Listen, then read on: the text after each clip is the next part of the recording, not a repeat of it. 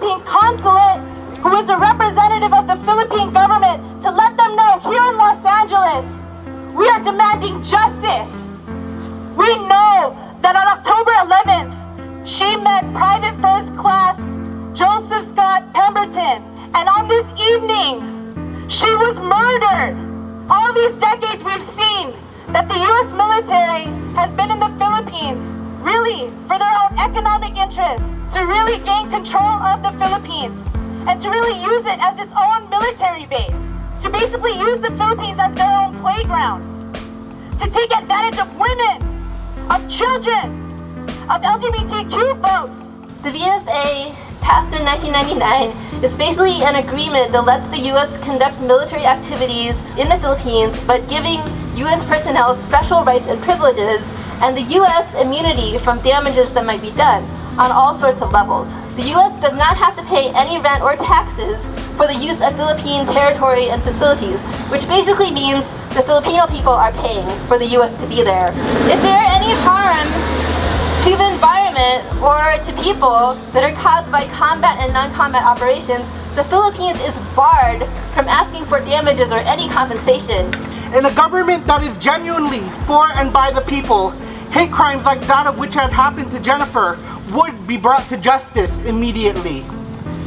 In a government that is genuinely for and by the people, we would live in a society that taught our people to value all human life regardless of gender identity and sexual orientation. So tonight's vigil is not just for Jennifer, but it's for all the LGBTIQ folks who live their lives daily among the looming threat of hate crimes. Violence against trans people is rampant. Countless trans people are victimized in the Philippines and in the US as a result of a system that doesn't value trans lives and that breeds transphobic violence. Like women and the LGBT community, the youth are also vulnerable to state violence. In 2015, it is estimated that 756 billion of government funds will go into foreign military aid, with 40 million going to the Philippine military. Meanwhile, the American youth will have to put up with 1/10 of the military budget for education at 70 billion for 2015.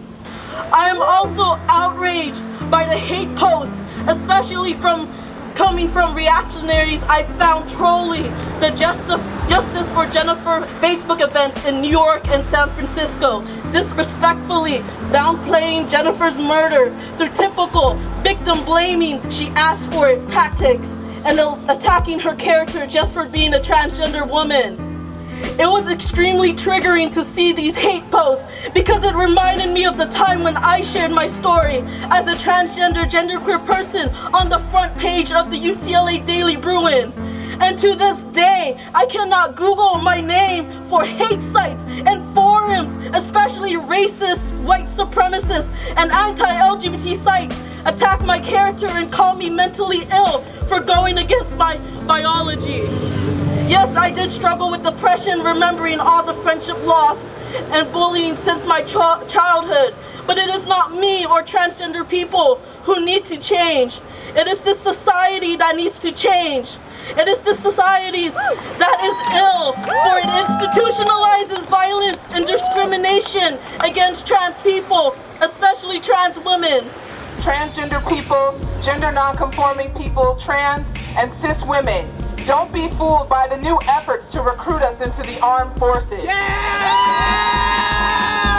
Joining the military gets LGBT people to be murderers or be killed in the service of the government that kills us at home and abroad.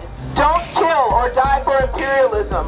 Join the worldwide fight for economic, gender, and racial equality. I just want to say one thing to the young people, especially the youth of color in this country, who are targeted by those sports ads all the time, especially targeting the men.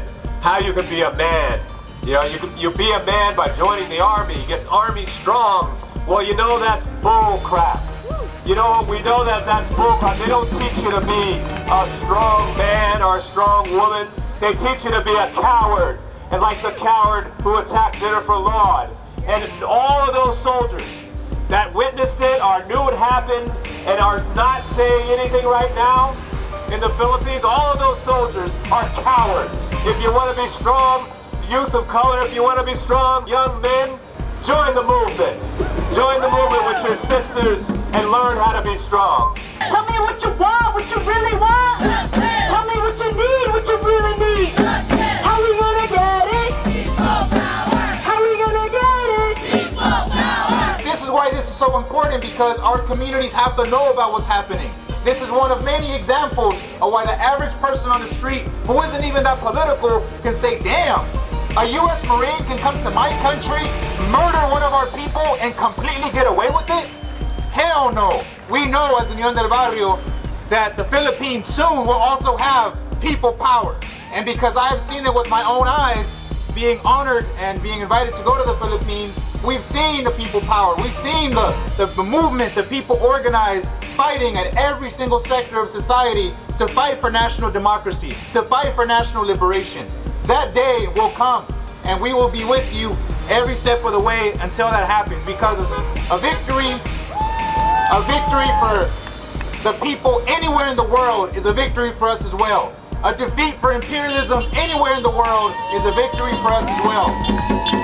Yo, I wanna say that trans lives, they matter. We gotta make them fight, gonna make their blood splatter. Because we the people when we fight back. Cause when we stand up for trans, they under attack. Yo, it's black and white and Asian and brown. Cause we know how to get down all around town. And the people when we see, yo, every day. It don't have to look like me, but you can say hooray. And we fight back, not just with the dollars, with the people in the street. Yo, we make them holler and we feel real good with the rainbow flag. Or with our pants tight, with the cleavage, or we sad, cause it's the women, yo, we can change and we can get the system and be rearranged. It's a socialist economy, that's what we need, with the people around the world who we need to feed. Stand up and fight back with your hands and your fist in the air, yo, get in the stands and make the people power and shout and fight back, cause yo, trans people, they under attack. And so this is only the beginning, my friends. And unfortunately, the struggle will continue. It will not get easy. But we know from all of the amazing speakers and from all of you today, this action has actually made us grow stronger as a community. Us coming out in support of justice for Jennifer Laude takes courage, takes love. And this is what we must continue to do in order to win that new world, in order to win justice for Jennifer Laude, justice for all trans victims. Justice for Jennifer!